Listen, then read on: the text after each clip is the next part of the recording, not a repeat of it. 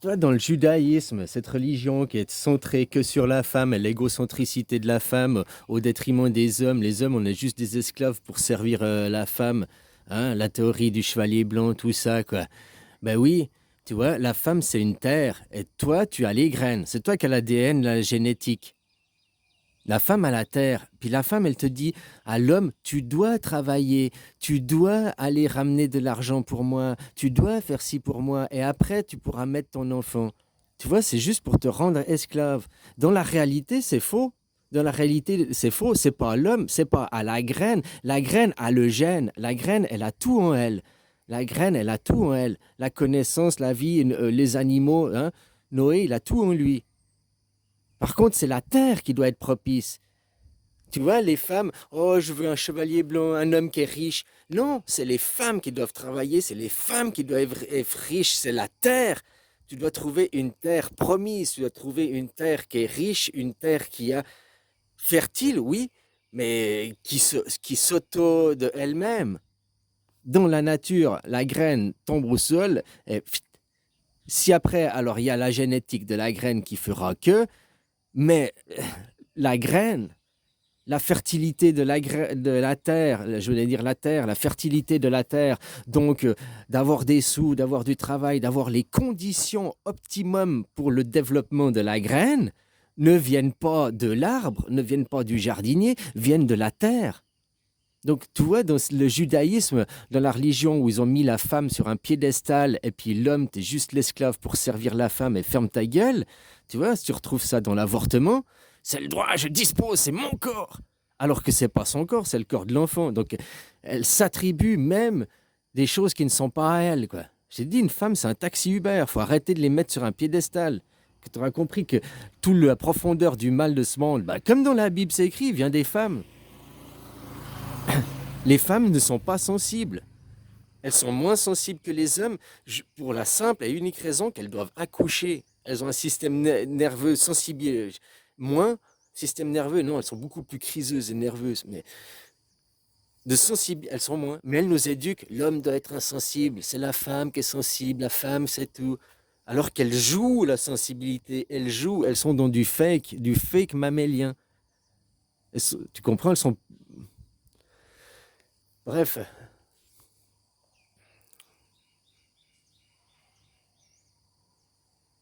Ah, c'est important contre ça. C'est dans le judaïsme, hein. Ça ne veut pas dire que c'est tout partout comme ça, quoi. Mais le judaïsme, c'est ça, cette religion. Que maintenant, en Europe, les pays occidentaux se disent juifs, mais en réalité, ils sont judaïsme.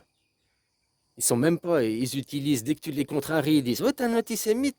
Mais ils ne peuvent pas être antisémites parce que le peuple descendant de Sem, c'est les Suisses. Eux, ils sont judaïstes, ils sont descendants de la tribu de Sem. Avant, les Juifs, il y avait 12 tribus. Il y a la tribu de Juda, ils ne parlaient pas hébreu. L'hébreu, c'est pas eux.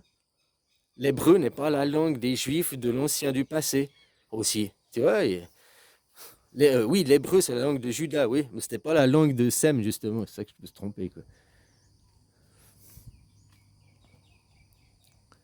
Donc, ils sont pas antisémites vu qu'ils sont pas suisses.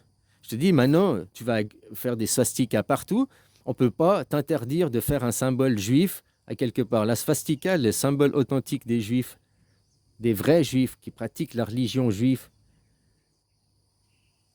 Et si on t'accuse de dessiner des croix gammées, la personne est fausse, la croix gammée n'existe pas. Toi, oui, ça c'est une toi tu dis que, moi je te dis que c'est une swastika. Prouve-moi que c'est une croix gammée. Puis la croix gammée c'est quoi? C'est les symboles nazis. Non, Adolf Hitler avait un sautoir gammé, il n'avait pas une croix gammée. Donc c'est quoi la croix? Ah, c'est toi le symbole du judaïsme, c'est le symbole des pervers, c'est le symbole des méchants. Je me réfère qu'à la loi juive. Ma Bible, c'est la Constitution suisse. C'est ça la Bible aujourd'hui en 2025. C'est la Constitution suisse. Le droit qui s'applique de la justice, c'est la justice suisse. Tu te réfères au droit juif, au droit de Dieu. C'est pour ça qu'il n'y a pas d'image passée, parce que c'est l'image présente, moi, que je te présente.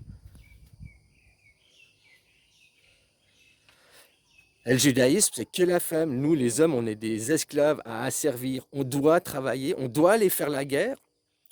On va voler des matières premières, machin, pour ramener de la richesse à la femme, pour après que la femme vienne. Oh, mais dans la vie, c'est à la femme, c'est à la terre d'avoir les conditions que la graine se développe. Parce qu'autrement, si la terre n'a pas les conditions, si la femme ne travaille pas, si la femme n'est pas riche, si la femme n'a pas des certains acquis, toi, tu vas mettre la graine dans une autre terre qui a les conditions. Tu vois, ils ont inversé. Ils disent à l'homme, tu dois avoir les conditions, tu dois être riche pour servir ta femme. Alors que c'est l'inverse. Le géniteur, celui qui amène le gène, c'est l'homme.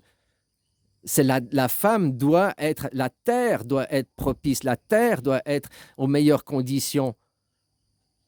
Pas la graine. La graine a déjà les meilleures conditions. Même un clodo, il a les meilleures conditions vu qu'il a le gène en lui. Il est le géniteur. Le gène, c'est le sperme. C'est pas l'ovaire. L'ovaire, c'est pas le gène. C'est la terre. C'est l'univers. Le nouvel endroit. Enfin, tu comprends? C'est écrit dans les livres. Hein. Moi, je fais que de dévoiler ce qui est écrit dans vos livres en enlevant le judaïsme, la perversion, quoi.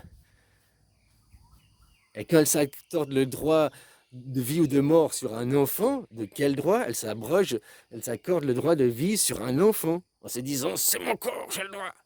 Oui, leur corps, c'est leur corps, ça, elles ont le droit. Mais le fœtus n'est pas leur corps. Après, elles vont dire oui, mais tu vois, c'est seulement quand on a. Bah oui, le Big Bang, c'est ce qui est la théorie du Big Bang, pour rendre qu'avant il n'y a rien. Eh ben, tu sais que c'est faux. Il te dit, quand l'enfant il accouche, on lui fait une tape sur le dos pour insouffler le premier souffle. Et à ce moment-là, l'enfant naît. Il y en a, ils croient ça, qu'avant l'enfant n'est pas là. C'est à ce moment du premier souffle qu'il y a la liaison avec l'âme et tout. Qu'avant, ce n'est qu'un amalgame de cellules, hein, que ce n'est rien. Il y en a, ils sont même pour aller avorter jusqu'au jour avant la naissance, quoi. Parce qu'il n'y a pas encore le premier souffle. Ceux qui. Tu comprends? Et ce qui a interprété la théorie du Big Bang, c'est le premier souffle. Avant, il n'y a rien. Après, il y a tout. Oui, parce que premier souffle, hein, quand tu es ici, avant, il n'y a rien, il y a tout. Mais maintenant, toi, que tu sais, que tu connais ça, avant le Big Bang, y a-t-il rien? Non, avant le Big Bang, il y a quelque chose. Il y a les prémices, il y a la préparation pour que le Big Bang, c'est l'accouchement. Bah, avant, il y a eu tous les prémices, la préparation. Le Big Bang, oui, la plus petite cellule hyper concentrée où il y a tout dedans. Le spermatozoïde, la cellule la plus petite que l'on trouve dans le corps humain. Et l'ovaire, la cellule la plus grande que l'on trouve dans le grand corps humain.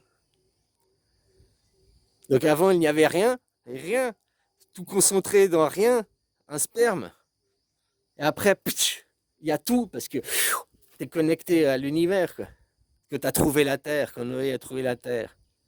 Mais tu vois, dans toute la philosophie, ils te disent la graine doit être riche. La graine est là par défaut, elle est le gène. C'est la terre doit être riche, la terre doit être fertile, la terre doit. Tu vois, des sociétés qui sont basées encore dans l'ancienneté, des sociétés comme la Thaïlande, où tout est la femme, c'est des sociétés matriarcales. Oui, un roi de Thaïlande, tu me diras, mais c'est une société matriarcale. Le Bouddha, c'est une religion, entre guillemets, matriarcale, parce que c'est une religion de l'enfant pour le futur, donc protégé par sa mère. Le roi représente le matriarcat. Ah, c'est un homme, tu me diras, mais il protège le Bouddha. Et c'est une société où c'est tout la femme. Pourquoi? Il y a 50 ans en arrière, ils fumaient de l'opium, comme les Chinois, hein, les Thaïlandais.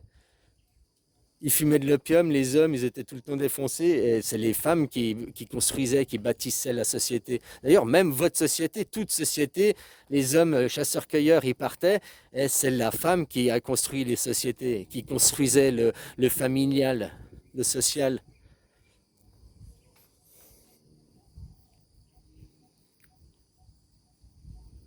Et c'est ça, la terre doit être propice, la terre doit avoir les conditions. Maintenant, dans la psyché, ils te disent non, toi, tu dois travailler, toi, tu dois être riche, moi, femme, rester au foyer, moi, femme, rien faire, toi, tout faire. Non, dans la vie, c'est pas comme ça, le chasseur-cueilleur, c'est pas comme ça. Autant des chasseurs-cueilleurs, les femmes, elles allaient chasser-cueillir aussi, hein. Enfin, bref. Mais ça, c'est de la propagande pour que tu sois esclave au nom de la dame. L'impérialisme. la domination, la soumission, problème féminin, hein. Je dis la femme, et puis, il y en a qui vont dire mon sexe, et moi. Pour moi, il y a des hommes, c'est des femmes, hein. Et il y a des femmes, de sexe féminin, c'est des hommes, des vrais hommes, quoi. C'est être un homme, il y a homme et femme, biologiquement, ça c'est le sexe que tu as. Mais après, psychologiquement, être un homme ou être une femme, ça c'est être, c'est le devenir. Et ça, c'est des états psychologiques. C'est comme être juif. Tu n'es pas juif parce que tu crois à la croyance juive. Tu es juif parce que tu pratiques la religion. Tu es chrétien parce que tu pratiques la religion. Les vrais juifs pratiquent le message de Jésus, ne reconnaissent pas Jésus en tant qu'idole, en tant que superstar, mais reconnaissent son message. Les vrais juifs ne pratiquent pas le Premier Testament, c'est les judaïstes qui pratiquent le Premier Testament, vengeance et colère, pour diriger un troupeau de moutons élevés en docilité. Deuxième Testament, oh, tu peux rien faire, ici, il n'y a qu'une vie. Je te dis, croire en la réincarnation ou croire au paradis après, c'est la même croyance. Dans les deux cas, tu crois qu'après la vie, après la mort, il y a la vie, ou enfin, il y a quelque chose. La seule différence, c'est que dans un cas, ils croient que c'est ici, la réincarnation, donc tu te réincarnes sur Terre, donc cet univers. Et les autres, c'est un autre univers, quand c'est le paradis ou l'enfer, ailleurs, mais pas ici. Jusqu'à preuve du contraire, jusqu'à l'infini, jusqu'à 13 milliards d'années en arrière, on voit un seul univers. Donc qui a raison, qui a tort, ça chacun est libre d'avoir sa propre croyance. Par contre, dans les deux cas, vous croyez en la même chose, qu'il y ait une continuité après la mort. Arrêtez de vous disputer si c'est ici ou ailleurs, si c'est le paradis, l'enfer, ou bien ici la réincarnation. L'idée commune, c'est que la vie ne s'arrête pas après la mort. C'est tout ce qu'il y a, voilà, c'est ce qui est en commun. Et serrez-vous la main, embrassez-vous. Après que tu te réincarnes ici ou que tu ailles au paradis, ça tu sais pas, ça que tu seras mort, tu le sauras. Mais en attendant, les deux, vous croyez que qu'il y a quelque chose au-delà d'eux. Voilà, rassemblez-vous sur ce qui est commun. Faites-vous des bisous. Ouais.